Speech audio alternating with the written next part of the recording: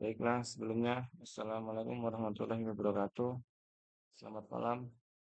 Perkenalkan, nama saya Ahmad Rifai dari kelas D4 4A.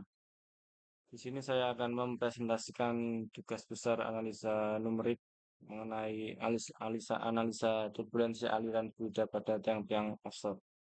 Yang mana di sini saya menggunakan tiga tiang offshore.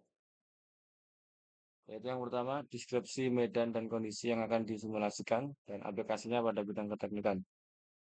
Yang mana di sini saya menggunakan asumsi domain laut dengan perkiraan saja ya, karena nggak mungkin kalau kita gambarkan di lautan menggunakan asumsi di sini domain laut.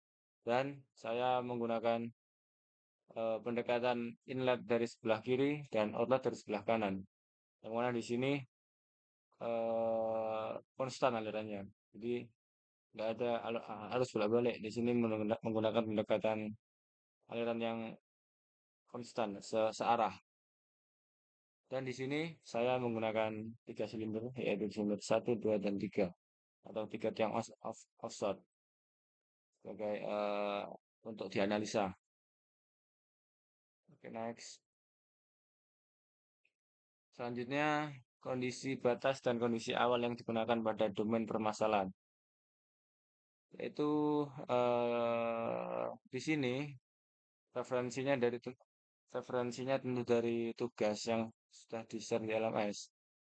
Di tugas tertulis yaitu seperti ini gambarnya, yang mana domain laut tersebut memiliki dimensi 35 panjang dan lebar 20. Dan offshore tersebut terletak di 15 dari sebelah kiri dan tepat di tengah dari 20 yaitu 10. Yang mana di sini saya mendapat nilai yaitu NLP, alpha, R, dan D. Yang mana di sini sudah tertulis di sini. Yang mana diameter dari tiang offshore tersebut yaitu 1 dan memiliki jarak dari sudut yaitu sebesar R 1,4 dan tentu kita gambarkan di Salome sesuai dengan spesifikasi dan prosedural yang tertulis di soal. Nah, ikut next. Selanjutnya metode meshing dan tipe mesh yang digunakan dan hasilnya di Salome. Di sini saya mengacu pada tugas yang sudah diberikan, yaitu meshnya sendiri itu menggunakan prismatik. Dan untuk tipe meshnya, di sini saya menggunakan yang mana mesh 1 tersebut saya menggunakan 3D yaitu extrusion 3D dan 1D wire discretion. Dan untuk submeshnya saya menggunakan 2D yaitu netgain 1D dan 2D. Dan di sini dari mesh information saya telah mendapatkan data sebagai berikut, yang mana 3D volume sebesar 41.000 dan mesh prismatiknya sebesar 40 ribuan, kurang lebih dikit.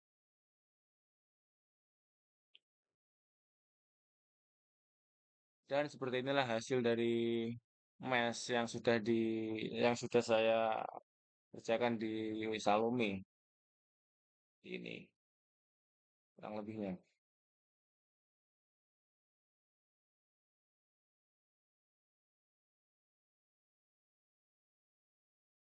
Selanjutnya yaitu terkait kontrol dik transport desa atau selanjutnya yaitu kondisi batas di open form yaitu kontrol dik transport properties, yang mana di sini di kontrol dik kita perlu mengubah end time sebesar 200 untuk semakin memperbesar keakurasian dari mesh yang kita lakukan harus dibesarkan ya, supaya hasil dari data yang dihasilkan nanti semakin empiris, semakin akurat, yaitu dengan cara salah satunya end time-nya kita perbesar. Tentunya akan memakan waktu lama ketika end time semakin diperbesar nominalnya, end, akan memerlukan waktu yang lama. Tetapi itu juga akan membuat keakurasian output dari data yang diolah tersebut menjadi tinggi akurasinya, seperti itulah. Selanjutnya transport properties, yang mana di sini viskositasnya yaitu di soal menggunakan 1/100 tambah NLP, yang mana NLP saya itu 4. Jadi 1/104, yang mana saya mendapatkan hasil 0,009, maaf, 0,000996.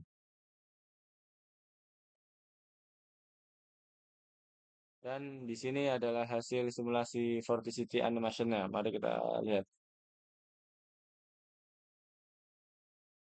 Seperti yang saya sampaikan tadi, ketika output saya menggunakan pendekatan output dari kiri ke kanan. Tentunya aliran fluida yang mengenai tiang-tiang ini akan seperti ini gambarannya.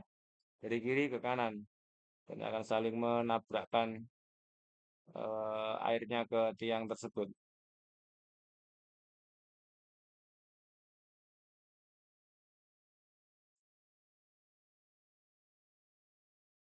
Dan ini untuk hasil simulasi pressure animation-nya. Mari kita lihat bersama. Di sini terlihat bahwasanya di di tiang silinder satu itu terlihat cenderung lebih banyak menerima tekanan daripada di tiang-tiang yang lain. Jadi bisa bisa kita ambil kesimpulan kasar bahwasanya silinder di tiang satu itu mendapat tekanan yang lebih dibanding silinder yang lain. Dikarenakan mungkin letaknya yang berada di yang mohon maaf, letaknya yang langsung langsung berhadapan atau menabrak dari gelombang laut, itu mungkin bisa bisa menjadi salah satu faktor penyebab. Mungkin lanjut. Dan di sini adalah plot koefisien drag dan liftnya, yang mana silinder satu dari data CD dan CL-nya seperti ini datanya hasilnya. Terlihat cenderung konstan untuk yang CD di silinder satu terlihat cenderung konstan ketika di akhir, di pertengahan, di end time ketika di waktu mendekati 100. Satu dan dua. Dua di sini cenderung lebih eh, tekanannya cenderung sedikit di silinder 2. Seperti yang kita lihat di data seperti di data ini. Dan ini 3.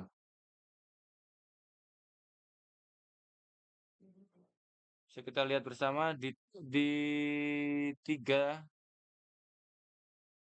koefisien liftnya cenderung menurun.